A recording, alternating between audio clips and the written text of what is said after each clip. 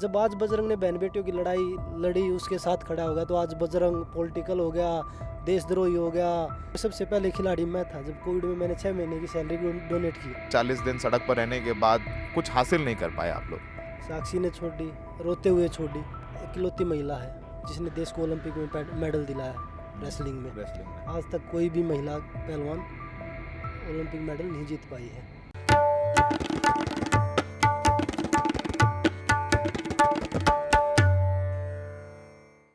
आपको याद होगा अप्रैल की गर्मी, साल खत्म होने के हुए अप्रैल की गर्मी में 40 दिन पहलवान, वो मेडलिस्ट जिन्होंने देश का ध्वज अंतर्राष्ट्रीय पटल पर ऊंचा किया। जब राष्ट्रगान बजता है ना, तो चाहे 100 करोड़ आपके पास हों, लेकिन वो जो भावनाएं दिल में होती हैं, वो भावनाएं आपको 100 करोड़ रुपए नहीं दे सकते। जब राष्ट्रगान बजता है रोंगटे खड़े हो जाते हैं।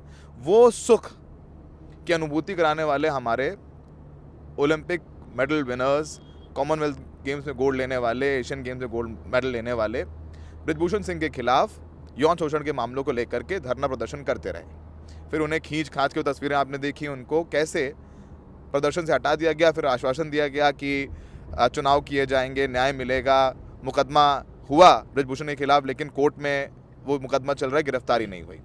वापस से चुनाव हुए कुश्ती संघ के, और जैसा वादा किया गया था कि बृजभूषण का कोई परिवार का या उसका कोई चेला नहीं बनेगा, वो वादा तोड़ा गया। और उसका चेला जो है इस समय संजय सिंह, वो है नया चेयरमैन कुश्ती संघ का। पहले जाता है जीतने के बाद, वो बृजभूषण शरण सिंह का आशीर्वाद लेता है। बृजभूषण शरण सिंह माला पहनते हैं, वो माला नहीं पहनता है। और फिर उनका बेटा पोस्टर लेके खड़ा हो जाता है, दबदबा था दबदबा रहेगा। साक्षी मलिक ने मजबूरी में रोते हुए आंसुओं के साथ अपना बोल दिया कि वो कुश्ती छोड़ रही हैं। बजरंग पुनिया ने भी पद्मश्री, जो कि उन्हें 2019 में मिला था, देश का एक सर्वोच्च सम्मान, उन्होंने वापस कर दिया जाकर प्रधानमंत्री कार्यालय के बाहर। हमारे साथ बजरंग हैं, सबसे पहले एक्सक्लूसिव द रेड माइक पर। बजरंग, क्या भावनाएं हैं इस वक्त? सबसे पहले तो जितने देशवासी हमें सुन रहे हैं सभी को राम राम, नमस्ते। भावना तो कुछ भी नहीं है, क्योंकि भावना तो एक जब देश के लिए मेडल जीतते हैं तभी जुड़ती हैं। कभी ऐसा नहीं सोचा था कि देश में ऐसा भी दौर आएगा कि जो हमें सम्मान दिया जा रहा है वो हमें वापस लौटाना पड़ेगा। जैसे आपने याद किया था 4 मई की रात को, शायद मेरे हिसाब से वो आपका इंटरव्यू था, मैंने मेरे को याद है जंतर मंतर पर, कि भाई अगर हमारी बहन बेटियों के ऊपर बात आएगी तो हम अपना जो सम्मान है वापस लौटा देंगे। मुझे लगा भाई अब वो शायद वो टाइम आ गया कि भाई हमने खूब लड़ाई लड़ी अपनी तरफ से, पूरे देश ने हमारा सपोर्ट किया, लेकिन उसके बीच में हमें जाति में भी उलझाया गया कि ये तो जातिवाद हैं। हरियाणा यूपी भी किया गया, फिर बोला कि ये तो कांग्रेस पार्टी करवा रही है, कभी आम आदमी पार्टी करवा रही है। हमने तब भी यही बोला था कि भाई ये कोई राजनीति मुद्दा नहीं है, अगर हमें राजनीति करनी भी होगी तो खुल के करेंगे, और भी तो खिलाड़ी आए हैं राजनीति में। इसका मतलब ये तो नहीं कि भाई हम इस तरीके के आरोप लगा के लड़कियों को आगे करके हम कोई राजनीति करेंगे। ये तो कोई, जैसे लोग अभी खेल रहे हैं इस भावनाओं के साथ, ऐसे ही लोग आगे कर सकते हैं, अपनी बहन बेटियों को आगे कर सकते हैं। लेकिन मुझे लगता है कि सभ्य परिवार के लोग, बहुत समय लगा इन लड़कियों को हिम्मत जुटाने में। पता नहीं कितनी लड़कियां हैं जिनके साथ ऐसा सब होता है, वो आवाज़ नहीं उठा पाती, चाहे वो किसी भी फील्ड में है। इन लड़कियों ने 10-12 साल लगे इस हिम्मत जुटाने में कि भाई एक बाहुबली है, ताकतवर इंसान है। वो ताकत आप सब ने, देशवासियों ने देख भी ली। हाँ, मतलब देखिए जिस तरीके से वो मुकदमा होने के बाद भी जिस तरीके से वो बोल रहे हैं, उनका बेटा खड़ा है, दबदबा था और दबदबा रहेगा, ये बाहुबली तो ही कर सकता है। वो अपने ताकत देख भी ली। और दूसरी बात रही दबदबे की, जो रेसलिंग फेडरेशन बनाई जाती है वो खिलाड़ियों को सपोर्ट करने के लिए बनाई जाती है, ना कि दबाव बनाने के लिए। और वो दबाव चिल्ला चिल्ला के वो बोल रहे हैं। और मुझे लगता है कि न्यूज़ एंकर बहुत सारे न्यूज़ बोल रहे हैं कि भाई 2 लोग सरकार के भी उसमें आए हैं।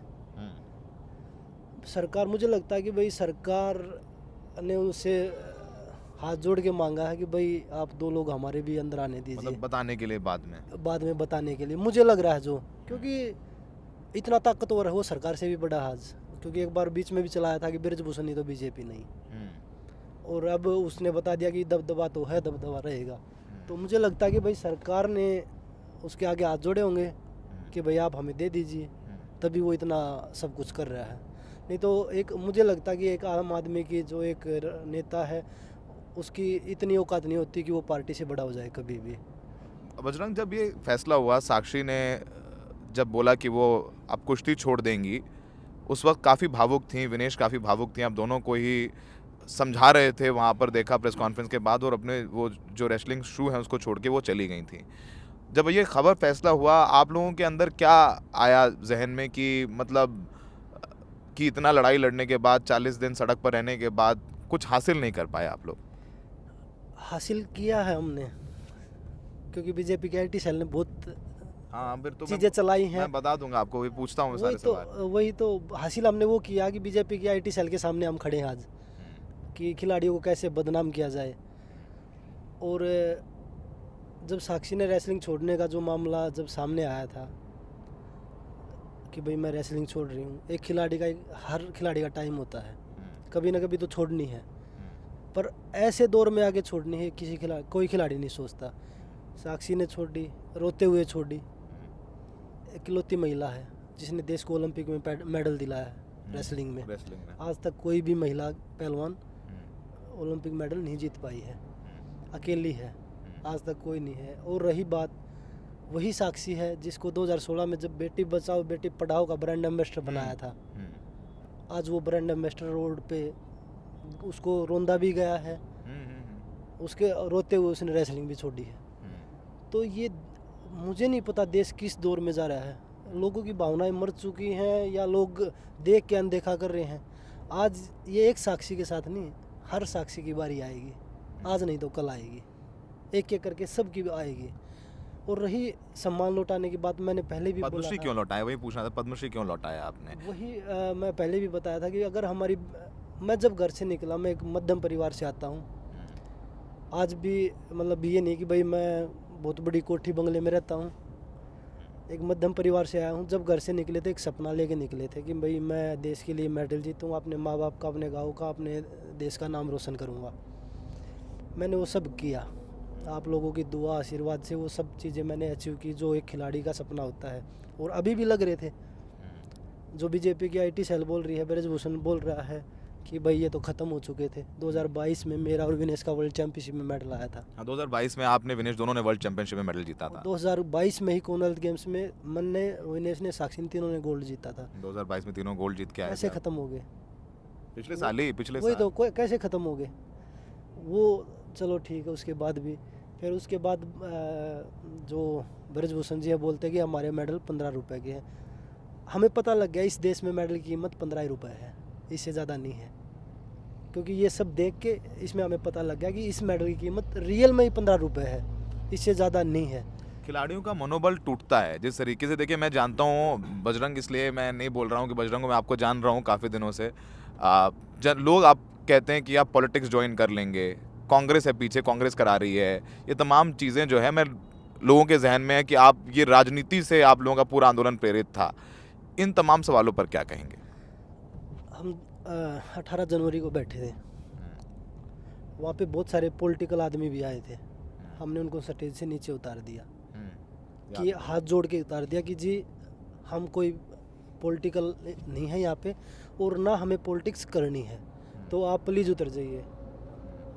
तो वो लोग उतर गए। बहुत सारे लोगों ने बोला कि भाई हम माइक में बोलेंगे, हमने नहीं बोलने दिया। उसके बाद 3 महीने गुजर गए। जो 18-20 लड़कियों ने खेल मंत्री जी के सामने बैठ के अपने बयान बताए थे, जो ब्रजभूषण बोल रहा ना कि बजरंग लड़कियों को बुला रहा था, उस टाइम पे तो 18 लड़कियां 20 लड़कियां थी। उस टाइम तो किसी ने नहीं बुलाया होगा। उस टाइम वो लड़कियां, उसके बाद उन लड़कियों को तोड़ा गया। लड़कियां बच गई 7 जब FIR दर्ज करवाए। उसके बाद जो पोस्को वाली लड़की थी उसको तोड़ा गया। अब बच गई 6। अब 6 में से एक एक करके सबको तोड़ने लग रहे हैं। अब एक के पीछे लग रहे हैं, उसके बाद दूसरी के पीछे लगेंगे। तो धीरे धीरे वो ऐसे ही, और अब WFI में आगे दोबारा से। तो अब जो बच्चियाँ हैं ऑर्डर के हमारे वैसे भी बाहर नहीं आएंगी। पहले नहीं आ रही थी, बहुत कम लड़की आ रही थी, अब दोबारा आ गई। तो उसको ये पता कि भाई हमारे इतने बड़े बड़े खिलाड़ी बैठ गए, उनसे कुछ नहीं हुआ तो हम क्या कर लेंगे। मतलब हाँ, बजरंग पुनिया जो ओलंपिक विनर हैं, वर्ल्ड चैंपियन, साक्षी हो चाहे विनेश हो, और रवि आया, दीपक आया, सभी आए।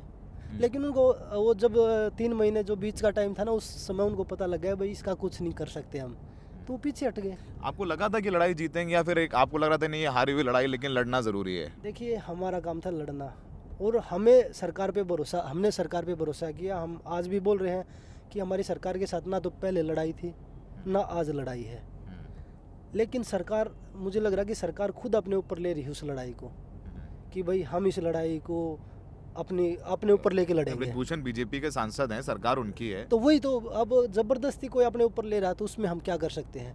उसके बाद रही राजनीति की बात, राजनीति ना तो मैंने आज राजनीति करी ना आगे करूं, तो उसमें कोई, मुझे लगता ही नहीं कि भी राजनीति कोई मुद्दा कभी होगा। राजनीति नहीं करेंगे? मैं कभी राजनीति नहीं, स्पोर्ट्स ने दिया है हो सका, अगर देश में ठीक ठाक रहा सब कुछ तो स्पोर्ट्स को ही देंगे कि हम स्पोर्ट्स को कैसे आगे बढ़ा सकते हैं। लोग उस चीज़ को याद नहीं करते जब कोई भी मतलब चाहे वो किसानों की बात हो, चाहे वो कोविड की बात हो, चाहे वो किसी भी क्षेत्र में बात हो। जब मैंने कोविड में स्टार्टिंग में सबसे पहले खिलाड़ी मैं था, जब कोविड में मैंने 6 महीने की सैलरी डोनेट की, तो पूरा देश मेरे को बोल रहा था कि भाई क्रिकेटर कहाँ गए, बजरंग से कुछ सीखो, ये करो वो करो। आज जब हक की लड़ाई आई, जब मेरे खुद की लड़ाई नहीं है, मैं अपना करियर दाव पे लगा के आगे आया था। किस लिए आया मैं? सिर्फ बहन बेटियों के लिए। इस देश में मतलब कोई तो ऐसा आदमी होगा कि बहन बेटियों के साथ खड़ा होगा, किसी को तो होना पड़ेगा। उस टाइम पे तो बजरंग से सीखो आप लोग। जब आज बजरंग ने बहन बेटियों की लड़ाई लड़ी, उसके साथ खड़ा हो गया, तो आज बजरंग पॉलिटिकल हो गया, देशद्रोही हो गया, ये तो बीत चुके पहलवान हो गए। देशद्रोही भी कहा जाता है आपको। तो ये कह रहे हैं लोग कि जो आपने प्रैक्टिस करी, जो आपके कोचेज हैं, उन सबका पैसा लोगों के टैक्स से आया है और आप इन पैसों की बर्बादी करके प्रदर्शन कर रहे हो, राजनीति लाभ ले रहे हो। ये सब तमाम आरोप लगते हैं आप पे। सर ये बताइए, सरकार ने सारी चीज़ें हमारे पीछे लगा दी। अब एक एक का जवाब तो मैं नहीं दे सकता। सरकार ने सारी चीज़ें हमारे पीछे लगा दी। हमारे पीछे क्या होते हैं वो, IB लगा दी, CBI लगा दी, सब कुछ लगा दिया, क्योंकि हमें बहुत सारे लोगों की इंसानियत भी जिंदा है जो अंदर हैं। वो भी तो बताते हैं कि भैया आप थोड़ा सा ध्यान रखो, आपको किसी भी मामले में फंसाया जा सकता है, कोई भी आरोप आप पे लगाया जा सकता है, और आपकी हर चीज़ खंगाले जा रही है। हमारे पास कुछ होता, उन्होंने तो प्रोटेस्ट पे बोला कि भाई इनकी फंडिंग कहाँ से हो रही है। सरकार ने पूरा सब कुछ खंगाल के जब देखा ना, खुद से पैसे लगाए हैं। हमने किसी से फंडिंग नहीं ली। जो लोग बोल रहे हैं कि प्रोटेस्ट से बहुत सारे फंडिंग आई है, फलाना आया धकड़ा आया है, तो इतनी फंडिंग आती तो सरकार हमें यहाँ बैठने नहीं देती। बोल रहे हैं आप सरकारी नौकरी आप लोगों के सबके पास, जैसे साक्षी रेलवे में है, वो सरकारी घर मिला हुआ है, सब तमाम चीज़ें बोलते हैं लोग, और आप सरकार का घर ले रहे हो। अपने 2-3 BH का मेरा फ्लैट है घर पे, उसी में रहते हैं। मैं कोई सरकारी फ्लैट नहीं ले रहा। अगर सरकार बोलेगी नौकरी छोड़नी है तो वो भी दे देंगे, हमें कोई दिक्कत नहीं है।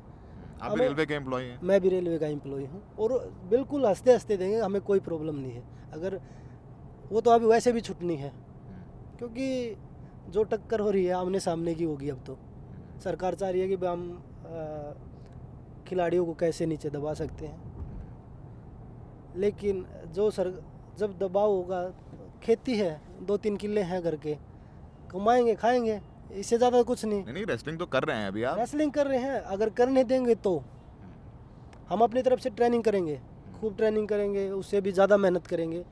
लेकिन अगर कुछ ऐसा हुआ तो घर खेत हैं, बोएंगे खाएंगे, इससे ज़्यादा तो और कुछ नहीं हो सकता।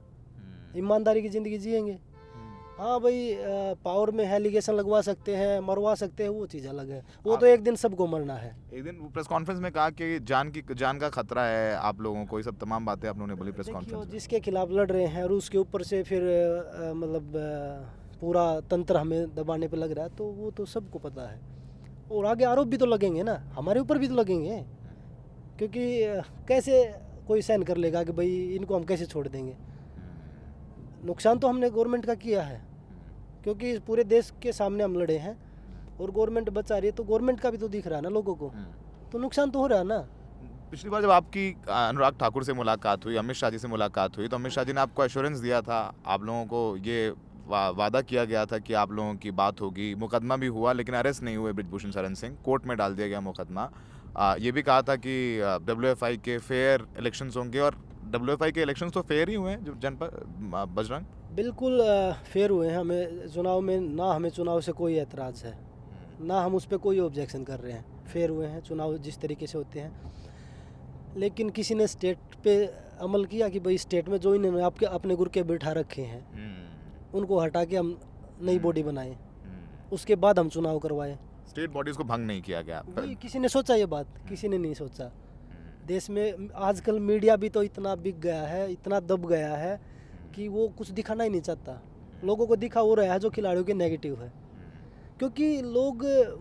पर मैं एक आपके माध्यम से एक ज़रूर बात बोलूँगा, आप दिखाना इस चीज़ को कि भाई बारी सबकी आएगी, एक एक करके। अभी खिलाड़ी हैं, आप लोगों की बारी आएगी। ये मत सोचिए कि आप। मैंने भी छोड़ दिया अपना जहाँ था। पिछली बार याद NDTV की नौकरी के जिक्र कर रहे थे। आज जब जंतर मंतर मैंने इंटरव्यू किया तो मैं NDTV में था। अभी हमारा अपना द रेड माइक है, हम कुछ लोगों ने अपना शुरू किया ताकि जो आवाज़ें आप लोगों की है वो दिखा सकें। देखिए, जो लोग दिखाते हैं वो छोड़ के चले जाते हैं, तो वो बड़े चैनलों की दिक्कत है। लेकिन एक चीज़ ज़रूर है, बारी सबकी आएगी। जिस तरीके से ये मुझे नहीं लगता कि देश में डेमोक्रेसी चीज़ नाम की कोई चीज़ बची हुई है। हर तरीके से, मतलब मैं कोई पॉलिटिकल नहीं हूँ, एक आम नागरिक की तरह बात कर रहे हैं ना। मैं किसी से नहीं, आप पे आरोप लग रहा है कल प्रियंका गांधी आपके पास आई, दीपेंद्र हुड्डा आपसे मिलते हैं, भूपेंद्र हुड्डा मिलते हैं। क्यों मिलते हैं आप इन लोगों से? देखिए, आप मेरे घर में आप आए हैं, आपसे भी मिले हैं। प्रधानमंत्री जी, मुझे प्रधानमंत्री जी आ नहीं सकते, मुझे पता है। गृह मंत्री जी आ नहीं सकते, हम चले जाएंगे, बुलाए तो सही। गृह मंत्री ने बुलाया नहीं, एक बार तो मिल के आए थे आप लोग। जब प्रोटेस्ट चल रहा था ना, जब पीक पे था तभी मिले थे। उसके बाद बुलाया था, प्रोटेस्ट खत्म कराना था इसलिए। उसके बाद तो फिर वो, क्योंकि वो एक जो मुहिम बन रही थी वो तोड़नी थी ना, कैसे तोड़ सकते हम। लेकिन हम कोई हिंसा नहीं चाहते थे, इसलिए हम, क्योंकि हमारा मकसद ये नहीं था कि हम कोई बड़ा नेता बनना है या कुछ करना है। हमारा सिर्फ मकसद था कि भाई एक व्यक्तिगत आदमी के साथ हमारी लड़ाई है, वो लड़कियों को कैसे छुटकारा मिल जाए उससे, तो वो चीज़ें जरूरी है। आपको लगता है आपने पद्मश्री वापस कर दिया, अब कुछ उसे पहले अब 40 दिन लड़े, फिर अब पद्मश्री वापस कर दिया, कुछ हुआ? अब आगे कुछ होगा? क्या होगा? कुछ नहीं होगा। मुझे तो लगता है कुछ नहीं होगा, क्योंकि मैंने पद्मश्री सिर्फ इसलिए वापस किया कि भाई मुझे लगता है कि जो सम्मान मुझे भारत सरकार ने दिया था 2019 में, वो भारत का एक चौथा सबसे बड़ा अवार्ड है नागरिक के लिए। तो कि भाई इन्होंने क्या कहा, देश के लिए कुछ अच्छा किया, इसलिए वो दिया था। वो सम्मान जब मिल रहा था तो मुझे बहुत प्राउड फील हो रहा था कि मैंने देश के लिए अपने कुछ किया है। तो वो जब उसको देखता था तो वो चुभ रहा था कि भाई इस अवार्ड को लेके मैं ज़िंदगी भर कैसे जीऊँगा। अगर मैं अपनी बहन बेटियों को मैं उस लड़ाई में कोई न्याय नहीं दिला पाया तो वो अवार्ड मेरे लिए क्या करूँ मैं उसका, क्योंकि वो हमारी बहन बेटियों की इज्जत से बड़ा कोई भी अवार्ड नहीं है।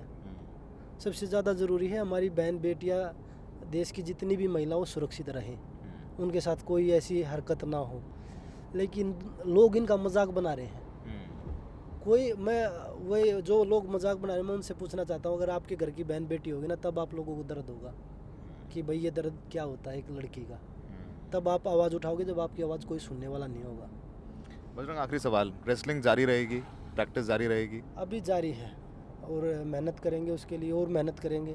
कोशिश रहेगी देश के लिए, क्योंकि 24 में ओलंपिक आया हुआ है कि एक मेडल और देश के लिए जीते। और क्योंकि बहुत सारे, चलो मान लिया कि भाई लोग हमारे, बहुत सारे लोग हमारे फेवर में हैं। अरे बिल्कुल हैं, वही तो 70-80% लोग हमारे फेवर में हैं, तो 10-20% तो होते हैं लोग, तो उनकी हमें परवाह भी नहीं है और उनकी दुआ हमें चाहिए भी नहीं कि भाई आप दुआ दे, क्योंकि 140 करोड़ में से 20 करोड़ लोग खिलाफ होंगे तो कोई मायने नहीं रखता। 120 करोड़ तो हमारे साथ है ना, क्योंकि उनका ज़मीरा भी जिंदा है। बहुत सारे लोग बीजेपी के भी हैं जो कॉल करते हैं कि भाई हम आपके साथ हैं, वो सामने नहीं आ सकते, उनकी मजबूरी है। तो बिल्कुल देखिए, वो सम्मान वापस लौटा है, उसका दुख भी है, क्योंकि ये सम्मान जीतने के लिए बहुत मेहनत करनी पड़ती है। जो हमारे ओलंपिक मेडलिस्ट हैं, जो लोग आपसे सवाल पूछते हैं, कितने घंटे प्रैक्टिस करते थे आप? 6 से 7 घंटे होते हैं। और एक हमारे ओलंपिक मेडलिस्ट ने एक बात कही थी, कोई भी तंबाकू खा के 2 रुपये का वो बोल देता कि ये मेडल मैं भी ले आऊँगा। इस मेडल के लिए बहुत मेहनत लगती है, 20 साल लगे हैं इस मेडल को जीतने में। ओलंपिक मेडल जीतने में, कोई अवार्ड जीतने में 20 साल की मेहनत लगी है। ठीक। बजरंग कह रहे हैं तैयारी करेंगे, रेसलिंग जारी रहेगी। हमारी शुभकामनाएं बजरंग बली करें कि आप मेडल लाएं और फिर से एक बार वो झंडा जब चढ़े ऊपर तो वो 150 करोड़ लोग और आपके आलोचक भी गर्व से खड़े हैं और कहें कि नहीं, बजरंग तो बजरंग ही है। हमसे बात करने के लिए बहुत बहुत शुक्रिया।